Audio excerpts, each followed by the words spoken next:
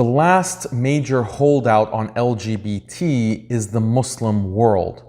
And the powers that be in the West are asking one question: how do we get Muslims to accept homosexuality and the gay and trans lifestyle? The answer to this question is clear for them because they have used a strategy to get America and Europe to accept LGBT. Two gay media strategists, Marshall Kirk and Hunter Madsen, developed a 6-point plan for what they called overhauling straight America. This strategy they published in 1987 and was later developed into a larger book called After the Ball. The purpose of this strategy was to mainstream LGBT.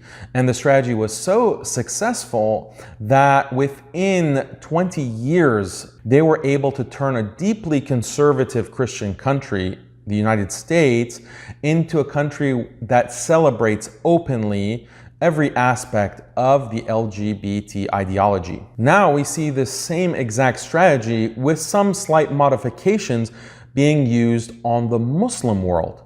And if we allow this strategy to play out and be executed, then it's likely that the Muslim world will adopt and celebrate LGBT even faster than it was accepted in the West. So what are the components of this 6-point plan? Point number 1, talk about gays and homosexuality as much as possible, as loudly as possible. The goal is to desensitize.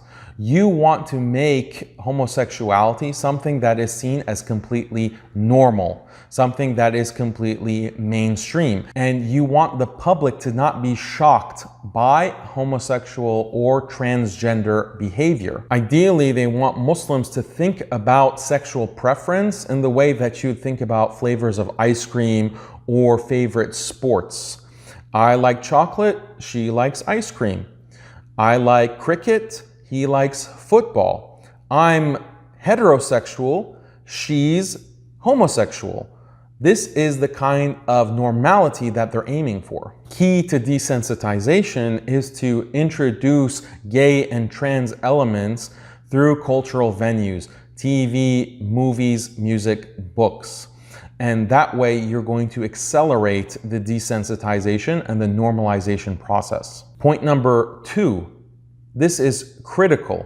You have to portray gays as victims, not as aggressive challengers. There is a huge non-bullying campaign. The point of these anti-bullying campaigns is to portray gays as victims who need protection and they need support. If they're successful in portraying homosexuals as victims, then that will create a natural reflex to want to protect that group. Ideally, the homosexual is portrayed as someone who's young, someone who is attractive, someone who looks normal by all accounts, but someone who is bullied, is a victim. In this way, the homosexual is transformed in the mind of a Muslim. In the mind of a Muslim, homosexuality is associated with Qawm Lut, and they were by no means victims. They were in fact the aggressor. But through an anti-bullying message, the homosexual is transformed into an innocent victim and indeed a symbol of innocence in need of protection. Point number 3, give the protectors a just cause. So anyone who's outside of the newly identified victims, the LGBT community, takes on this protector role. They need a just cause that they can rally behind. What is this just cause? You can make it about diversity, and this is something that Muslims already value because of Islam. So make LGBT a part of the diversity that Muslims can celebrate. You can also give Muslims the just cause of protecting rights. Protecting huquq is an important part of standing for justice within Islam. Muslims are not going to support the homosexual act itself. So that has to be decentered. What should be the center of concern is anti-discrimination. Are you going to discriminate and bully and unfairly condemn these poor innocent victims? That's the narrative that needs to be propagated throughout the Muslim world. By focusing on anti-discrimination, no longer is homosexuality about men penetrating in a kind of sexual fetish. That's not a cause that anyone would get behind. In fact, it's a cause that Muslims would be repulsed by and would reject. But if you change the conversation to be about anti-discrimination and something positive, like the fight for liberty, the fight for rights, then that becomes a positive message that Muslims might be more inclined to support. Point number 4 is really subtle. Emphasize that homosexual behavior is haram. Now, this might seem counterintuitive. If you focus on the haram aspect of this behavior, wouldn't that move Muslims away from LGBT acceptance?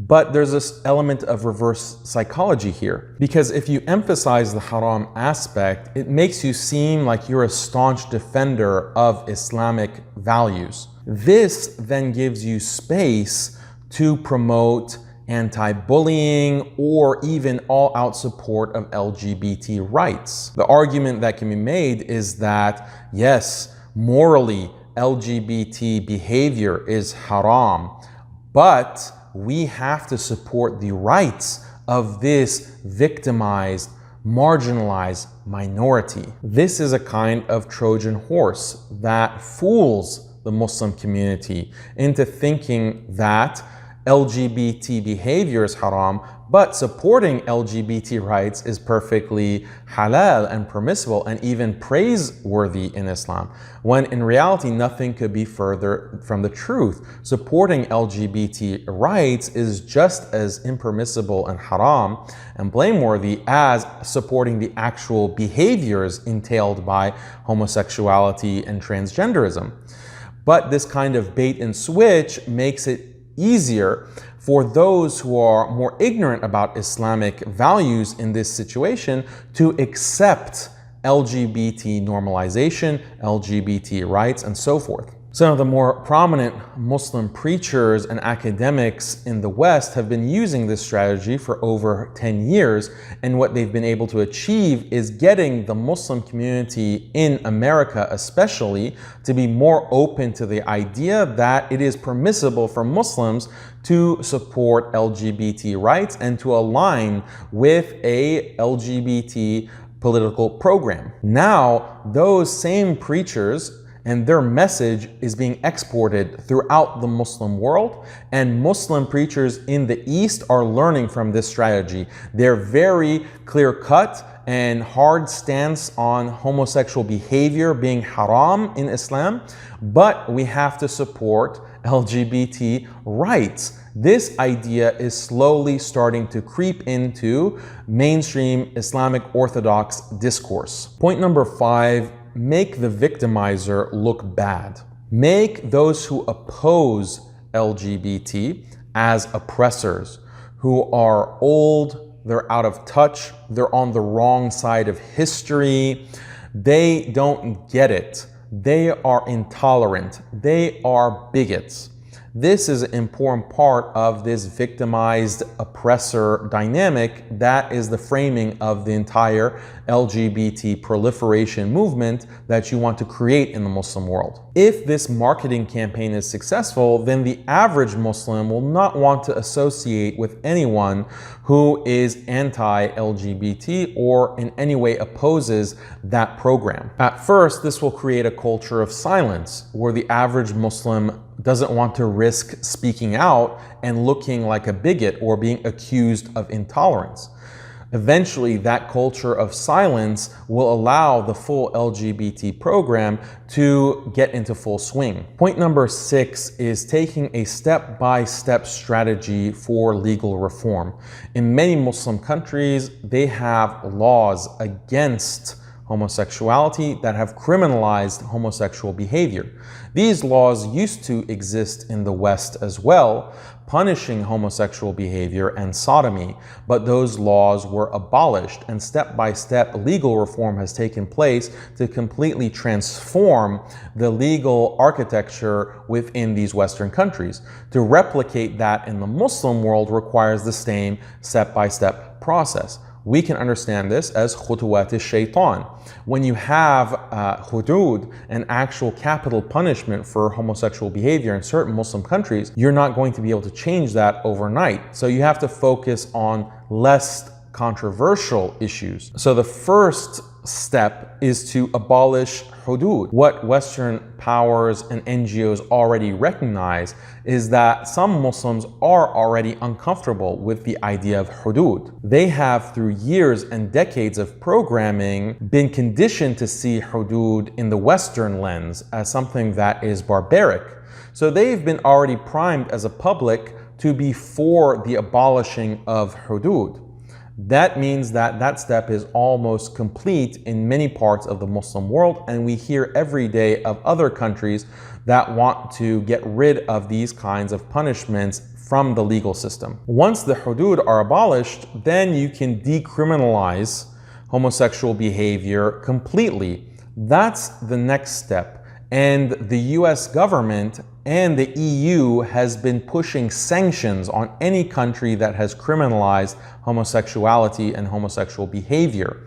So there is already pressure in this second step to completely decriminalize these things. The next step is to legalize their social spaces. So gay clubs, gay bars, these should be allowed legally to function and to not be closed down by governmental authorities. Fourth, create a protected legal status. This means a person who identifies as LGBT will get certain protections under the law that protects against any kind of harassment or any kind of perceived abuse or harm.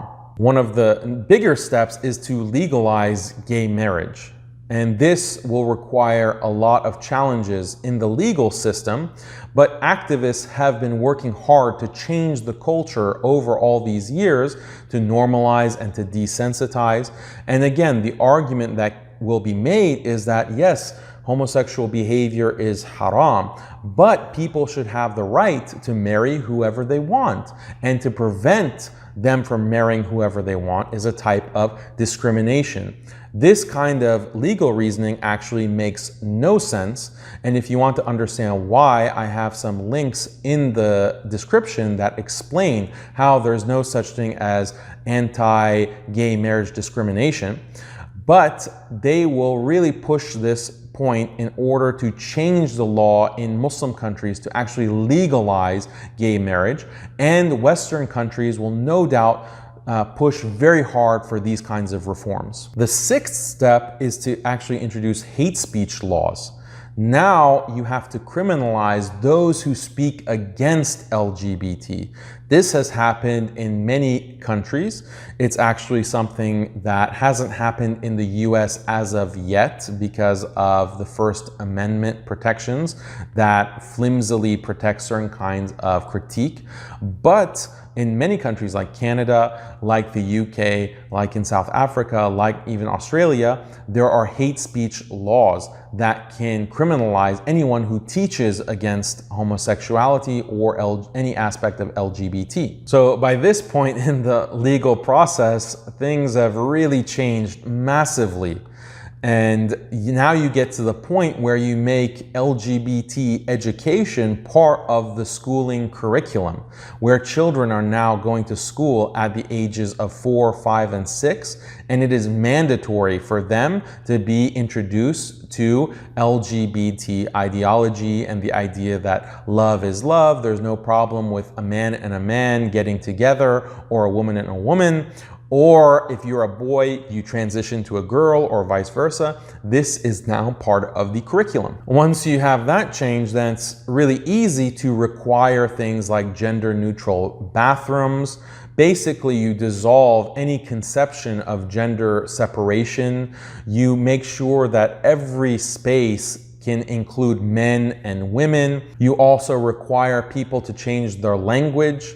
If a person has preferred pronouns, you make it a legal requirement to respect that pronoun usage. Next step, you have to put more controls on parents and the parents' right to opt out of the LGBT curriculum in school. And also, if a child decides, because of his LGBT education in school to change his gender, then you criminalize the ability of the parent to take the child out of that. Preventing a child from hormone therapy and transitioning from one gender to the other is categorized as child abuse. Finally, you remove all other legal restrictions and you make it illegal to in any way discriminate against LGBT, whether it's in your employment practices, whether it's with how you teach within your religious schools or your masajid.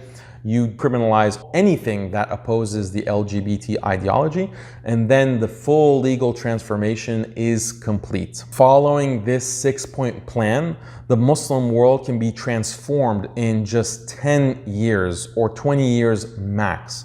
Have you noticed these steps being implemented in your country? Who are the main politicians, the main religious figures, the main actors and media personalities, the main academics that are pushing this? Knowing the plan is the first step in countering the plan.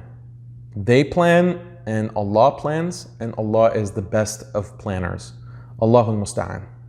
If you enjoyed this video, like and subscribe. If you want to study and understand this issue in greater depth and increase your faith in Islam with unapologetic answers to these kinds of doubts, then consider enrolling at Alesta Institute.